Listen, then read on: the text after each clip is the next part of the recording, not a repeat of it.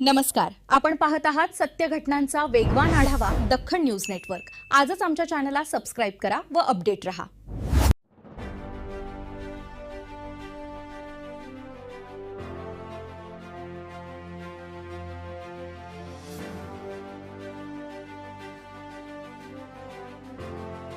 अजेंड्यावर घेऊन त्याचा पाठपुरावा केला आणि ते काम केल्याशिवाय बसलो नाही। छत्रपती शिवाजी महाराजांचा अश्वारूढ पुतळा छत्रपती शिवाजी चौक परिसरात बसवण्यात यावा ह्या मागणीसाठी दोंडगे साहेबांपासून आपण आणि तालुक्यातील तमाम नेत्यांनी उपोषण केले, अर्ज दिले, मोर्चे काढले, पण या चिखलीकराच्या ताब्यात ह्याच्या आधी सुद्धा नगरपालिका होती, त्यावेळेस त्याच्यानं झालं नाही। हे सर्व महामानवाचे पुतळे होण्यासाठी भारतीय जनता पक्षाचा नगराध्यक्ष व्हावा लागला। त्यावेळेस या लोहा शहरामध्ये छत्रपती शिवाजी महाराजांचा अश्वारूढ पुतळा उभा टाकला। त्या अश्वारूढ पुतळ्याची कहाणी दोंडे सर आपल्याला माहितच असेल। आताचे जे नगराध्यक्ष आहेत त्यांनी प्रताप पाटील चिखलीकर यांचं नाक कापलं होतं। अचानक पुतळा आणला आणि बसवण्याच्या प्रयत्नामध्ये, श्रेय घेण्याच्या प्रयत्नामध्ये पुतळा आणला।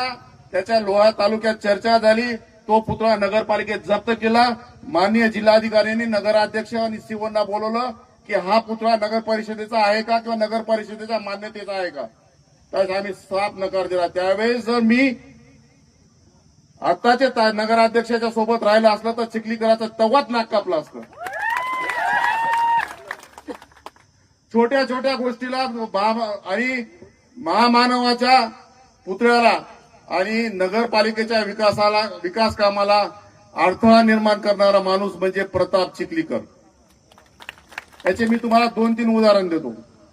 छत्रपती शिवाजी महाराजांच्या पुतळ्याच्या संदर्भात असंच झालं। डॉक्टर महामानव परमपूज्य डॉक्टर बाबासाहेब आंबेडकर यांचा पुतळा सुभाषनगर पाशी 3 घंटे अडवला गेला प्रशासनाकडून। का अडवला? की त्याला एनओसी नाहीत, मान्यता नाही। अरे बा, महामानवाचे पुतळे लोहा शहरात बसत असतील तर आपल्या शहराचा वैभवाची बाब आहे। खरं तर तुमच्यासारख्या ज्येष्ठ नेत्यांनी आणि प्रशासनाने मदत करून या पुतळ्यासाठी सहकार्य करायला पाहिजे होतं, पण तसं सहकार्य केलं नाही। का तर श्रेयवाद, माझं नाव लागलं पाहिजे। अशा बऱ्याच छोट्या छोट्या गोष्टी। बाबासाहेब आंबेडकरच्या पुतळ्याला विरोध झाला चिखलीकराकडून। लोहा नगरपालिकेच्या ज्या ज्या एनओसी देता येईल, जे डॉक्युमेंट देता येईल, माननीय जिल्हाधिकाऱ्याला मी तात्काळ माझ्या नगरपालिकेच्या सीओला सांगितलं, आपल्याला पुतळा अडवायचा नाही, आपल्याला पुतळा लोहा शहरात बसवायचा आहे। त्याला जे कागदपत्र लागतील ते कागदपत्र माननीय जिल्हाधिकारी साहेबांना तात्काळ देण्याचे करावे।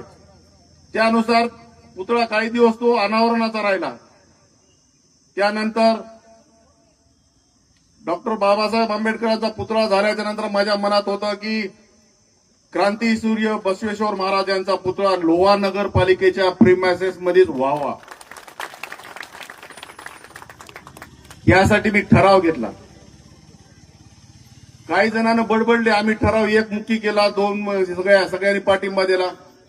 माझ्याकडे बहुमत होतं, माझ्याकडे संख्याबळ होतं म्हणून गप्प बसले।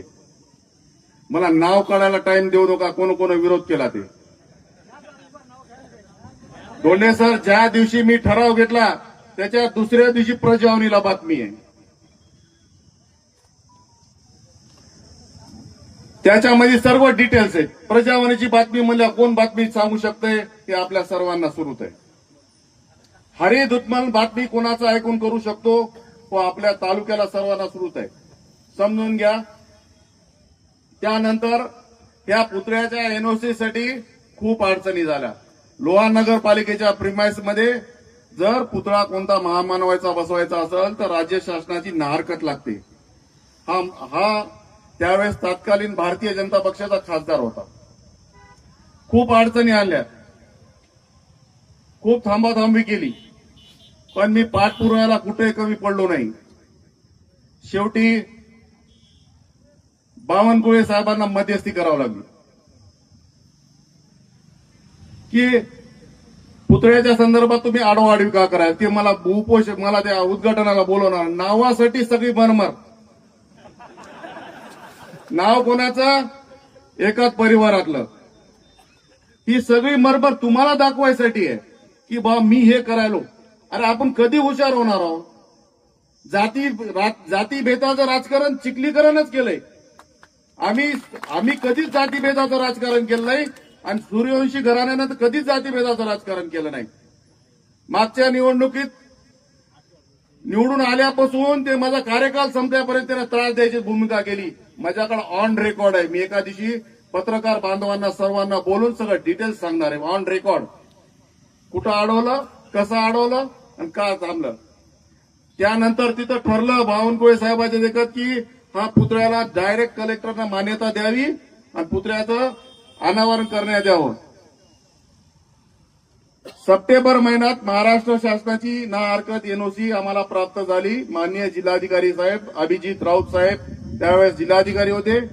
18 ऑक्टोबरला प्रोसिडिंग कंप्लीट झाली. प्रोसिडिंगवर सगळ्या सदस्यांच्या मान्यताच्या सह्या आहेत आणि त्या प्रोसिडिंगवर असं लिखित आहे की लोहा नगरपालिकेच्या प्रांगणात महात्मा बसवेश्वर यांच्या पुतळ्यास ही समिती मान्यता देत आहे आणि त्यावर अभिजित राऊत साहेबांचे स्वाक्षरी आहे.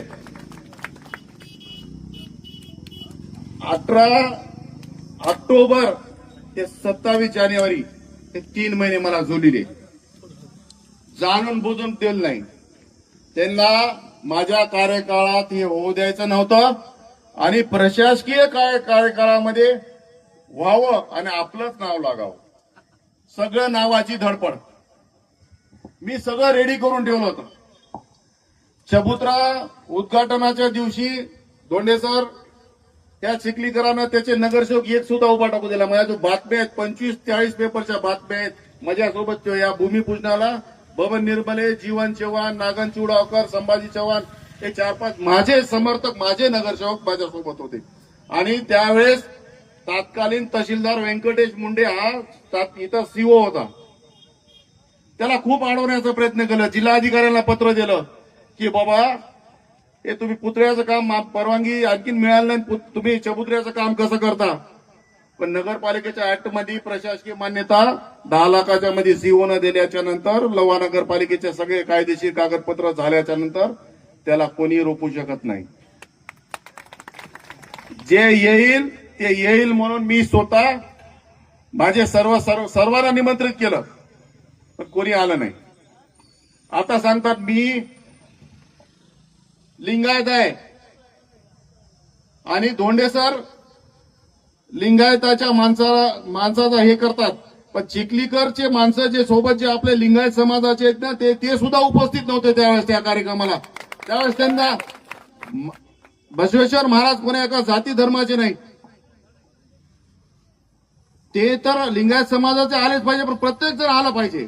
पण त्यावेळेस सुद्धा आले नाहीत कोणी आणि ह्या कामाला विरोध चिखलीकरच्या सांगण्याहून केला.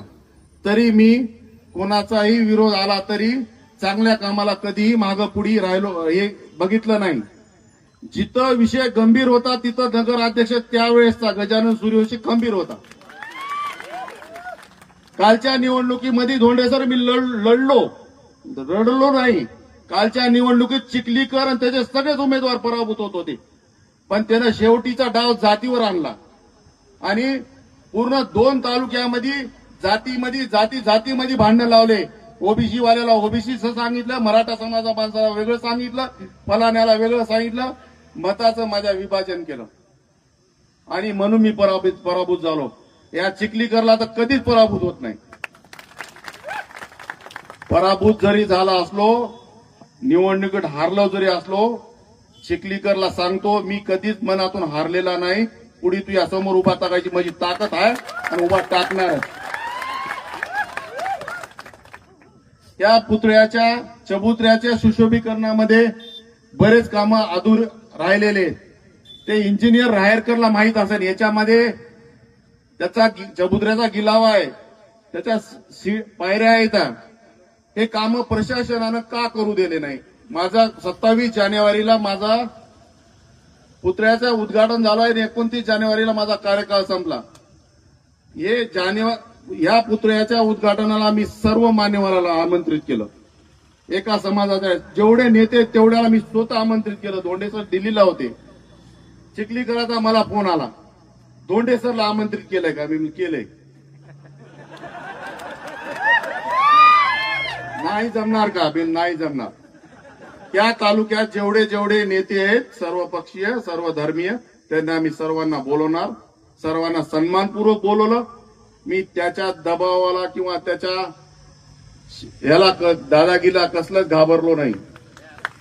आज प्रशासनानं जे बसवेश्वर महाराजाच्या पुतळ्याची जी काय वर्क ऑर्डर दिली गेली आहे किंवा जे काय कामाचं आदेश दिलेला आहे ते प्रशासनानं का रद्द केला? नगराध्यक्ष का बोलत नाहीत? माझ्या कार्यकाळामध्ये प्रशासनाला सांगत होते की काम होऊ द्यायचं नाही. आता प्रशासन काम करते, तुमच्यात काम करू द्यायची तुमची नियत नाहीये. म्हणून मी चिखलीकरासोबत नगराध्यक्षाला सांगत आहे की आपल्याला विनंती करत आहे, आपण त्या सीओला सांगा बस त्या चांगल्या कामाला विरोध करू नका, चांगल्या कामात राजकारण करू नका. चिखलीकर तुम्हाला 5 वर्षात जे काय करायचं ते करणार आहे. तुम्ही सुद्धा सर्व सूत आहेत, म्हणून आतापासून तुम्ही सावध व्हा, तुमचे निर्णय तुम्ही घ्या. आणि प्रशासनाला विनंती करतोय, लवकरात लवकर टाइम बॉन्ड मध्ये आम्हाला 6 महिन्यात 8 महिन्यात वर्षात बसवेश्वर महाराजांचे सुशोभीकरणाचा निधी आणून